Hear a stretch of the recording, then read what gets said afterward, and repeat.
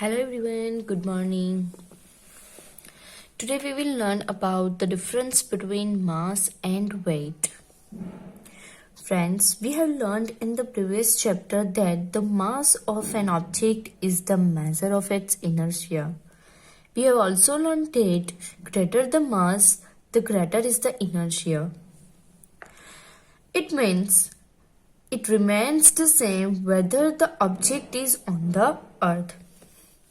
Friends, हमारे पास जो मास है उसको हम डिनोट करेंगे स्मॉल m से और जो वेट है उसको डिनोट करेंगे हम w से. Mass denoted by m and weight is denoted by w. तो फ्रेंड्स, मास क्या है? तो mass is the quantity of matter contained in a body. आपके पास जो भी बॉडी है, जो भी ऑब्जेक्ट है, उस बॉडी के अंदर कितनी क्वांटिटी कंटेन्ड है, उस मैटर के अंदर कितनी क्वांटिटी इंक्लूडेड है, उसको हम कहेंगे mass. Where weight of the body is the force with which it is attracted towards the center of the earth. और वेट क्या है? हमारी अर्थ कितना फोर्स अप्लाई करके ऑब्जेक्ट को अपनी तरफ खींचती है, उस अट्रैक्शन फोर्स को हम कहेंगे वेट. जिसे हमने लास्ट वीडियोस के अंदर देखा था, लास्ट वीडियोस में पढ़ लिया था कि F is equal to mg. जो अट्रैक्शन फोर्स था उसकी वैल्यू हमने ली थी, F is equal to mg. तो यहाँ पे हम वेट इज इक्वल टू अब mg लिखेंगे. ये अट्रैक्शन फोर्स, उसको हम क्या कहेंगे भाई? Wait of an object.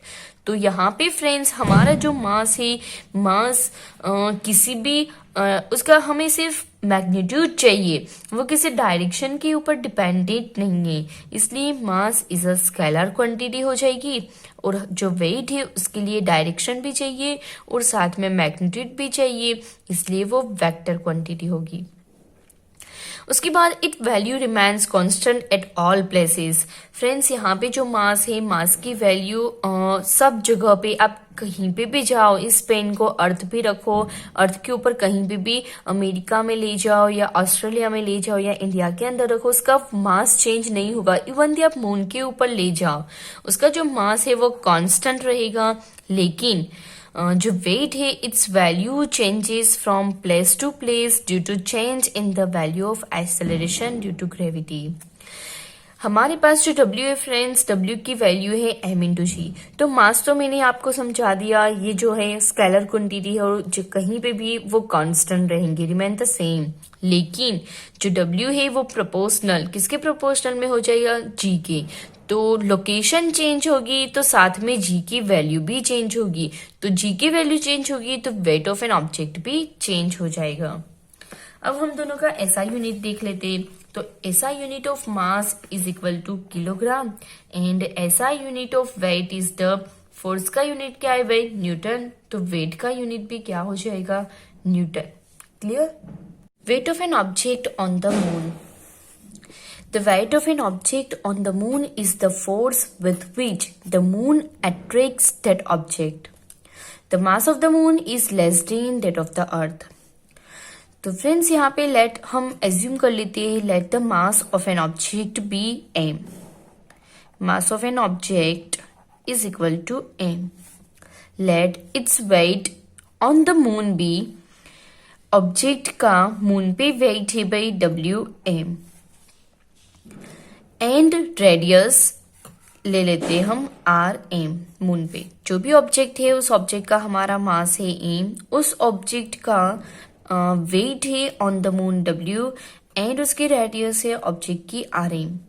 तो by applying the universal law of gravitation, the weight of the object on the moon, हम क्या लिखेंगे? Weight of the object on the moon,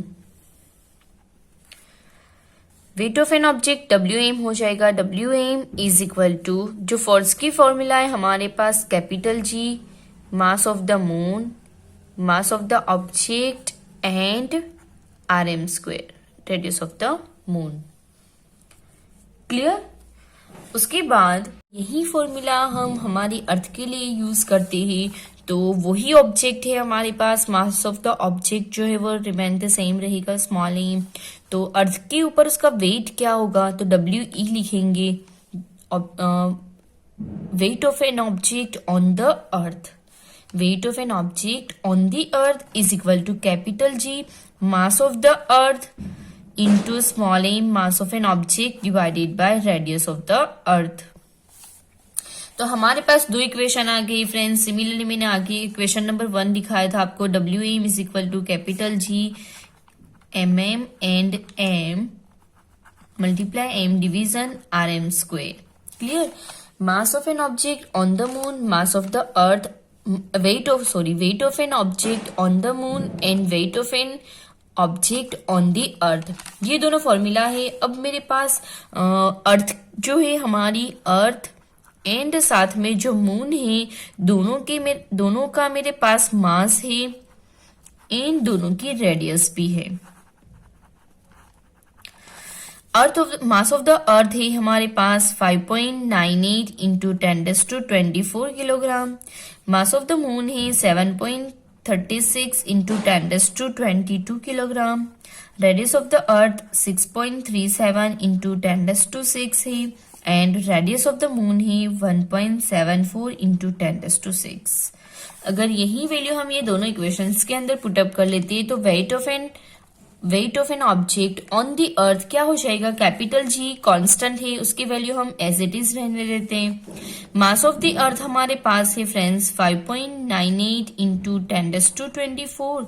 mass of an object दोनों में सिमिलर है, same रहेगा, तो उसको भी एज इट इज रहने देते हैं। और रेडियस ऑफ द अर्थ हो जाएगी 6.37 इंटू 10⁻6⁻²। क्लियर। सिमिलरली यहाँ पे mass of an object on the moon हम अप्लाई करते हैं तो उसकी फॉर्मूला हो जाएगी capital G as it is, mass of the moon 7.36 into 10⁻22। Mass of an object M as it is रहने देते और radius of the moon 1.74 into 10⁻6 और पावर 2 हो जाएगी। उसको हम थोड़ा को सिंप्लीफाई कर लेते हैं तो weight of an object on the earth, weight of an object on the earth, इसको हम डिवाइड वगैरह कर लेते हैं तो उसका आंसर मिलेगा आपको 1.474 into 10⁻11 capital G and small m दोनों एज इट इज रहेंगे। और सिमिलरली यहाँ पे wait of an object on the moon हमें मिलेगा 2.431 into 10⁻10 capital G into m। ये दोनों जो इक्वेशन आए फ्रेंड्स, इक्वेशन नंबर 1 एंड 2, इन दोनों का हम डिवाइडिंग कर लेते हैं। डिवाइड कर लेते भाई, dividing equation number 1 by equation number 2। Okay, equation number 2 को इक्वेशन नंबर 1 से हम डिवाइड कर लेते हैं तो WM divided by WE is equal to 2.431 into 10⁻10 divided by हो जाएगा 1.474 into 10⁻11 capital G into small m, यहाँ पे भी capital G into small m, ये दोनों तो कट हो जाएंगे और इसका सिंप्लीफाई हमें मिलेगा मास of an object on the moon divided by mass of the object on the earth. Approx इसकी वैल्यू हमें मिल रही है 0.165 यानी कि 1/6।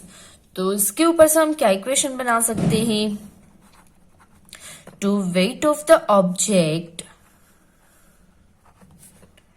On the moon divided bye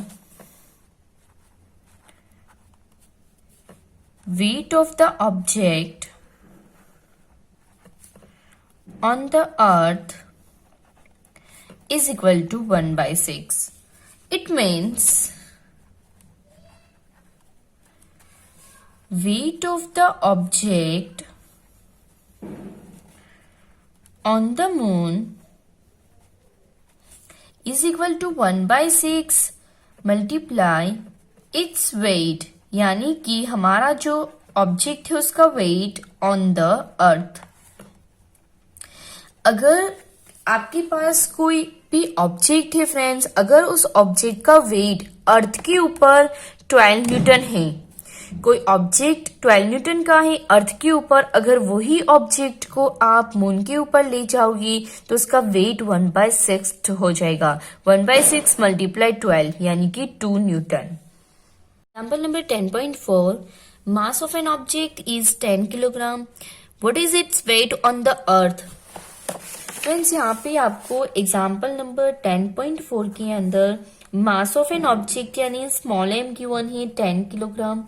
यहाँ पे फाइंड करना है W यानी कि वेट ऑफ एन ऑब्जेक्ट। तो मैंने आपको फॉर्मूला सिखा दी थियरी के अंदर, W is equal to m into g. G क्या है भाई, एक्सेलरेशन है, ग्रेविटेशनल एक्सेलरेशन, तो उसकी value 9.8 metre per second square आपके पास है। तो फॉर्मूला भी है और दोनों वैल्यू है, तो पुटअप कर लो 10 इंटू 9.8, तो आपको आंसर मिलेगा 98 और वेट का यूनिट है भाई न्यूटन। तो W is equal to, thus the weight of the object is 98 newton. Similarly हम एग्जाम्पल 10.5 कर लेते हैं। An object weight 10 newton when measured on the surface of the earth. अगर कोई ऑब्जेक्ट, उसको हम अर्थ के ऊपर उसका वेट मेजर कर रही है तो वो 10 न्यूटन है। What would be its weight when the measured on the surface of the moon. अगर यही ऑब्जेक्ट को हम मून की सरफेस पे ले जाएंगी तो उसका वेट क्या होगा। तो फ्रेंड्स मैंने आपको थियोरी में अच्छी तरीके से पढ़ा लिया है। तो weight of the object on the moon is equal to क्या हो जाएगा भाई, 1/6 into weight of an object on the earth. Earth पे उसका जितना वेट है उसकी 1/6 हो जाएगा। तो 1/6 मल्टीप्लाई अर्थ पे कितना है वेट ऑब्जेक्ट का, सही बोल रही हो 10 न्यूटन ही। तो weight of an object on moon, on the moon, surface of the moon is equal to approx आपको वैल्यू मिलेगी 1.67 और पीछे यूनिट आ जाएगा न्यूटन। क्लियर, अर्थ के वेट से 1/6 हो जाएगा। The weight of the object on the surface of the moon would be 1.67 Newton.